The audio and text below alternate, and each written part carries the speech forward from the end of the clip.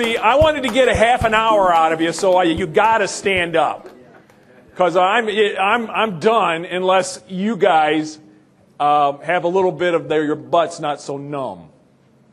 My name is Dan Bruner. I work for the Department of Agriculture in environmental never mind. Anyhow, I'm an inspector. And Glenn wanted to know if I could come and talk about what happens at an inspection. Well, you're going to get the short version because most of the inspections have an answer sheet or a piece of paper that has 9 or 10 or 12 pages. So you're going to get a small, very short overview on what we as inspectors do at the permitted farms. Now, there we go. When we get started, we're looking for information. Now, the information will provide you with the ability to say that I am following my permit. That is what my job is, to make sure that you are following your permit. Because if you're not following your permit, guess what happens? I now become a regulator.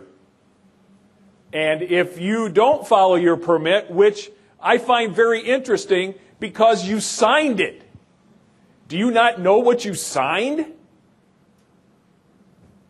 So this is really fairly easy. In fact, my job is for you to stay in compliance with your permit. That's all I'm there for. I'm there to make sure you're doing what you're supposed to be doing. You will get a phone call, or they will get a phone call if you're not permitted. Well, anyway, we don't come unannounced. So there is no reason for not having the paperwork done. Usually you have about 2 weeks' notice, maybe 3 weeks' notice, maybe a month, but I doubt it. We just don't show up. And if I show up at your doorstep, you better be worried. If I haven't had time to call you, I have gotten a complaint about you, and I'm showing up. So, our inspections fall into 3 broad categories. A routine inspection means that we're coming once, twice, or 3 times a year to look at your records, to look at the facility. A partial inspection means that there's something that I need to come back out on that you did not do right the first time. So I'm going to come back out. But that also generates paperwork. And then initial inspections. Those are the ones that I think are the most crucial from my job. How well I do that initial inspection makes all of the routine ones better or worse, depending on how good a job I've done. I'm gathering information. A lot of information is gathered long before I get to your place, or long before I get there.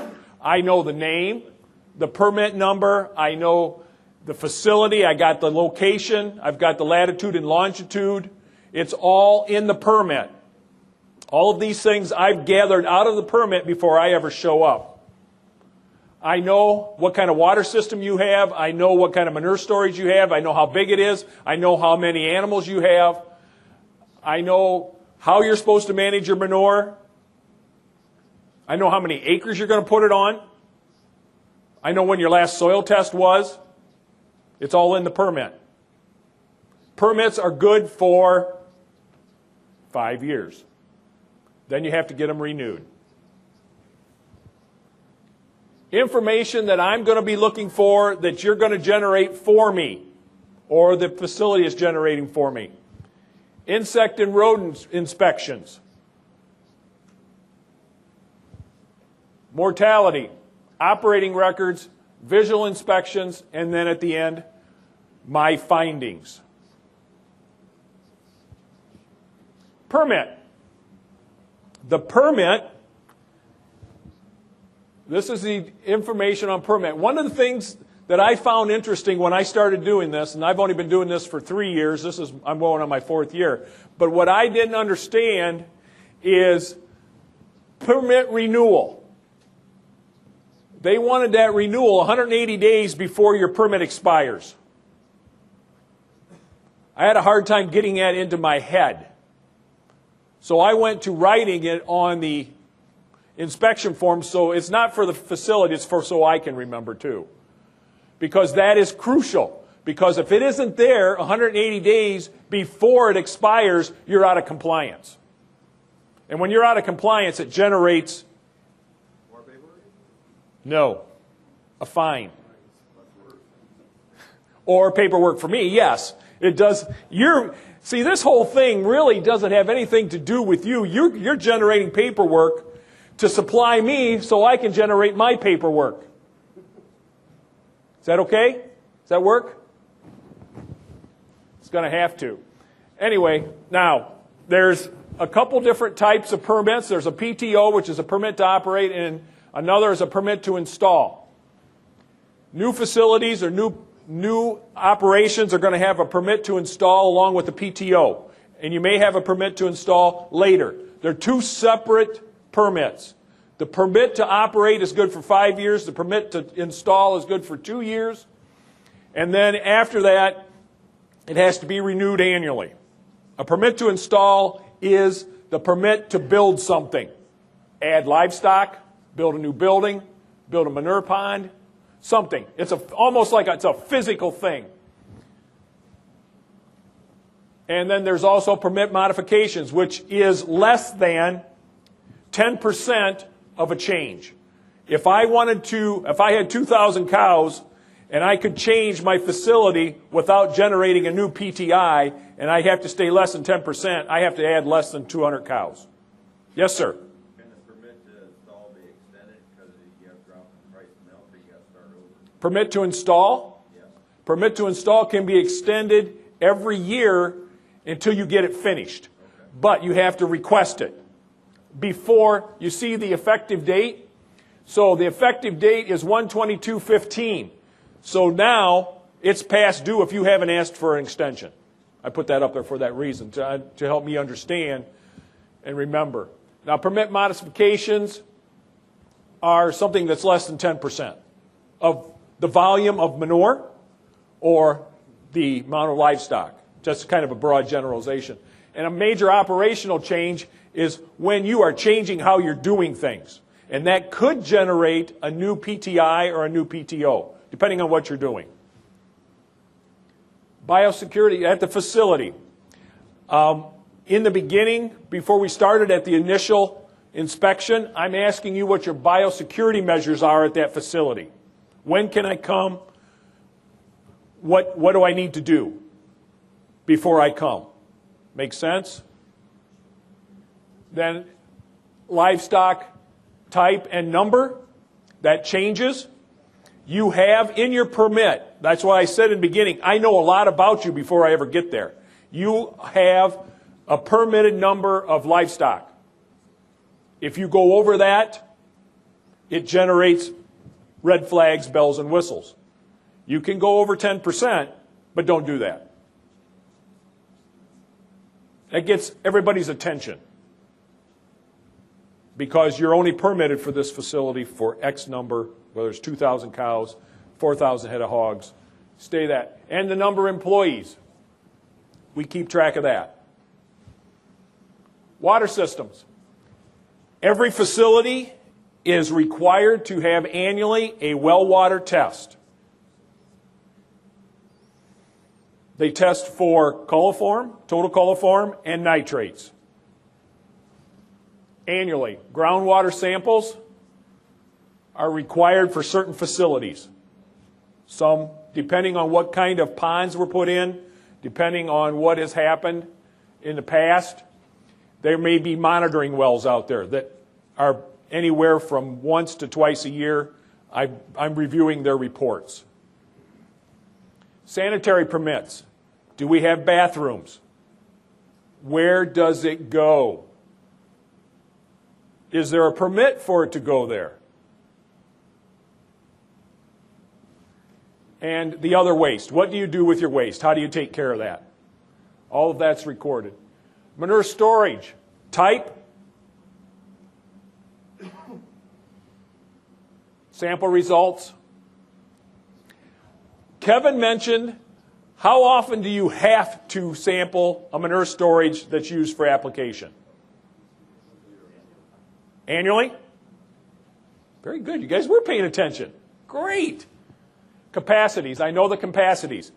This is where I start looking at the records. Inspections. Have you looked at them on a weekly basis and wrote down what you found, the levels, rodents, anything else that has come about that might happen, that might have caused problems, that what has changed? So those are, I'm looking at your inspection records. That's the first one of the first records is what is the capacity, how full is it, and have you done your inspections on manure storage? Manure management. Where's it going, when's it going, and how much are you going? How are you going to get it out of there? Where's it going? What fields are it going to? And then the third one, frozen ground. What's the answer to that one? No. Distribution and utilization. Probably one of the hardest concepts that I've had to try and wrap my head around in this job. Distribution and utilization. I don't know if I can still even explain it, but it's where the manure is transferred, the chain of custody changes from the facility to another second party. Does that make sense? So there are records that go along with that. Eric I think Eric, you had one of them up there. Soil characteristics, water holding capacity. Are we watching that? Cropping schedule, and then finally application. This is, you've seen this one not that long ago. I just put these in here to highlight some of the crucial areas that need to be reported. All this information is here is information that I need to fill out my reports. I'm looking at all land applications. I'm looking at all the distribution and utilization agreements. And I'm looking to see if your soil tests are current. How old can your soil tests be? 3 years. Water holding capacity. That is the important number right there. That's what I'm looking for. Did you over-apply? Because on permitted facilities, that's it. There are no, as far as I know, no special exemptions. I'm looking for what was the water holding capacity when you went out there. And I'm really looking at that if there's a complaint or a spill or anything like that. That's one of the first things I'm looking at is what was the water holding capacity when you got there. Setbacks. They don't have to be fancy. Your records don't have to be fancy. They can be pretty hand-drawn is fine. Then these are real easy for me. I know where you've been. As someone said this morning, you can't hide. You can't hide manure applications. Weather forecasts. These are all in the records. I am looking for these. I'm looking at these. Now, I'll be really honest. If there's a dairy farm that's moving 50 million gallons of manure in a year, I'm not looking at every field. I'm looking for patterns. If you're doing it for 1, 2, or 5%, you're doing for them all. And if you're moving that much manure, you've come up with a system that allows you to do this in a timely manner. Because how many fields, think about how many 100-acre fields it takes to move 50 million gallons of manure, and you can only put on 13,000 gallons with each application. That's a lot of acres, isn't it? A lot of fields. A lot of record keeping. Why do I keep records? Why do they keep records? It's for the benefit of the facility because it adds protection in case there's been a complaint or a spill, as Kevin talked about. Now, should I be out there today? If that's the weather forecast when I got up this morning, should I be out there? If you don't take anything home except for what I'm about to tell you today, it's worth my time. Okay, now, where do I start? Where do I start my 50%? Because what is it? It's 50%, greater than 50%, greater than a half an inch, right? Where do I start? Where does it start? Okay, 3 o'clock, right there. Now, how do I know if I'm going to have a half an inch or more? Start adding them up. Do I stop here, where it goes down below 50%? No. I add them all up, as far out as it goes. You do not stop. It is. But it's still, if I'm adding up for the total amount of rainfall, now this one happens to be a good example because it goes over a half an inch real quick. What happens if there's one where it doesn't go over a half an inch real quick? You always have to remember that the trigger point is 50%, and until there's a break in the rainfall prediction, they're all added up. This is a form that we require. I call it chain of custody. Chain of custody. Who is taking responsibility for that manure? And since my primary part of my job is to protect the facility that I'm working with, I'm making sure that this is done. Because if there is a complaint or a spill, what happens? Well, this has been signed, so now it's your responsibility. Because you signed it, that manure has transferred to you. Does that negate the responsibility of the facility in certain cases? No. See anything wrong with this? This is an accident. Now, those of you who have pumped manure before, Jerry, what happens when you push the line the first time and turn the pump on? What happens? What happens to the hose? It's going to jump. Okay. This hose jumped. It was about that far from the edge of the ditch. All right? It jumped into the ditch. It went boop down into the ditch, rolled into the ditch. This was a spill. They lost about maybe 100 gallons because they were right there and turned the pump off. This is what happened. Can you see what happened? Where did that hose fall onto? Onto a culvert that had been hit by a mower.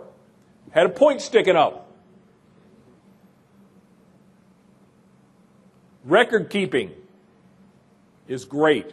I put this in here to say that if there's a spill, they have 5 days to send in a written report. They got 24 hours to call me. Or less. Preferably sooner than that. I'll even get out of the tractor and come. I've been called in the middle of the night to go out, and my job is to help. That's it. But luckily, this could have been so much worse had they not been inspecting the hoses and been watching. They knew that the hoses jump when you hit them hard the first time. See anything wrong with this?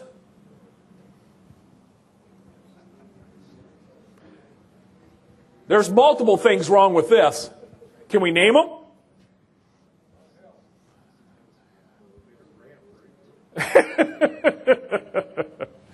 Well, that's a manure stockpile, of course.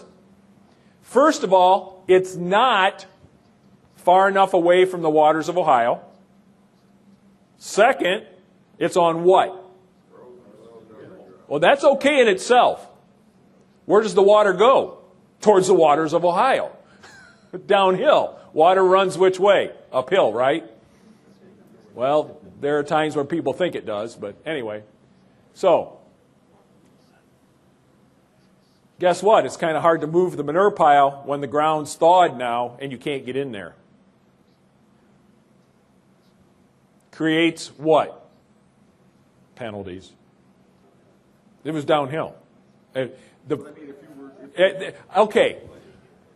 Let's just say that downhill doesn't make any difference if you're far enough away, but what did make a difference is he was not far enough away from the waters of the state. So downhill in itself is not a problem if it doesn't go into the waters of the state. If it goes into the waters of the state and you're still far enough, you're still out of luck. So think about that before you put it out there. If worst case scenario, where's it going to go? I can't tell you how many times I've come home shaking my head going, really? Are you kidding me? Did you not think before you did that? This map is in here. This is the kind of map I want to see when you go put stockpiles out. Where are you going to put it? There's how many loads. This is where you're going to enter. It's back there. I know. I can even measure the setbacks off the map. That's not hard. That's what they got the little line calculator in there for, right? Okay, rodents. You wouldn't think rodents would be a problem, would you? But they are. And there is a protocol set forth in each permit on how you're going to maintain, how you are going to manage them, and how you are going to take care of them. And what you're going to do, what threshold, when you're going to put out bait, how often, how far apart are the bait stations. It's all in there. And same with insects. Flies, fly control. What triggers fly control? Who's going to do it? Where are you going to get it? It's all spelled out in the permit. So I'm checking to make sure that you are checking off and looking at the bait stations and doing all that and recording that. That's all part of the recording. Water systems. Why would I want to know if you got water leaks? Why would I want to know that? It's definitely going to add to the storage, isn't it? So are you checking every day, because it's daily, checking for water leaks and fixing them as needed? Mortality. What are the many ways that we can take care of dead livestock? Can you guys name them? Compost is one. Incineration is two. Burial, rendering. Very good. You guys are a very intelligent group. Yeah. How many of you have ever incinerated dead livestock? Raise your hand.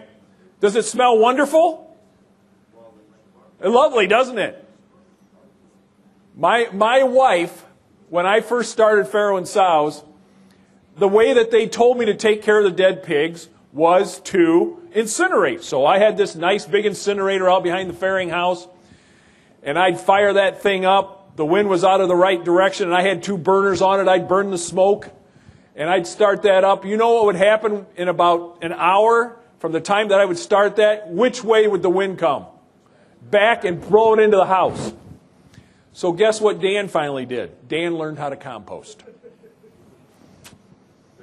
And life was a lot easier because they say happy wife, happy life. Is that why that said morality instead of mortality? Yeah, I probably spelled it wrong, didn't I? Of course I spelled it wrong. This is a fairly, I call this a Cadillac of a compost facility. doesn't have to be that fancy. It's nice, easy to take care of. There, you can't see it because of the snow, but there's a nice approach out front of it for using bobcats and skid steers. And if you're going to ask me, if you're going to compost, this is the way. This is really nice. And the nicer it is, the more often you use it, and the better care you take of it. If it's tough to get the dead livestock to the windrow, and it's quite a ways away, you notice that this is in between two of the hog barns, so they're going to take good care of it, and I know the dead stock's going to be composted. Operating records. Your favorite thing, records. This is the part of the inspection where I go through all the records, all the land applications, look at them, talk to you about them. Do you have a copy of the permit? Are the records all up to date? How long do we have to keep records? 5 years. Very good. It's the same as CLMs. It's 5 years.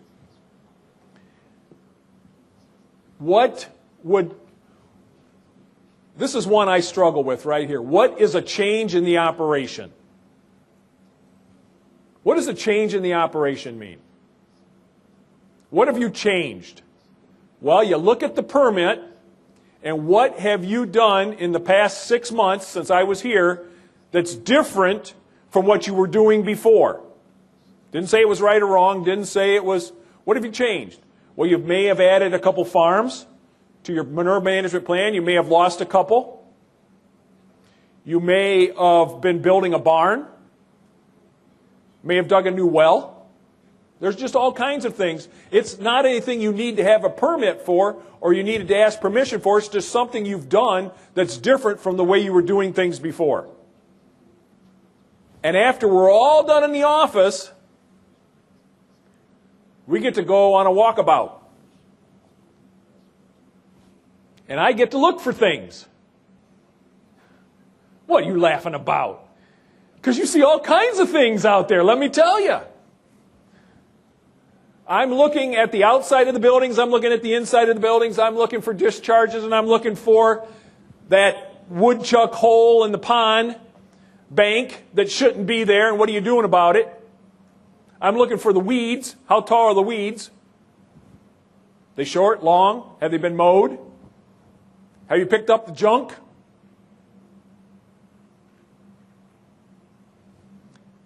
Because out of sight is out of mind. A clean place has less problems. I'm not sure that in the center, well, right in here, I'm not real excited about this. You know what that is? That's a composting facility. Too many bones. Too many bones. Not that that's... I'm just saying that when people drive by, do you really want to see a femur bone sticking up or a hip bone sticking out of it? That's just not a good common practice. He needs more weeds. Yeah. Okay. Anybody that takes manure from a permitted facility has to be one of two things: a certified livestock manager and a certified fertilizer applicator. Is that what you're asking? Yes. Okay. That farmer has to have it. Yeah. Whoever's taking it has to have it. Okay. Whoever signs that piece of paper and that chain of custody will be one of those two things, or that will generate you're out of compliance, which generates more paperwork. The CLM taking it to another farm, is that other farmer still responsible? No, if the CLM's name's on that, now if the farmer's name's on it, not the CLM, then that farmer needs to be a CFA.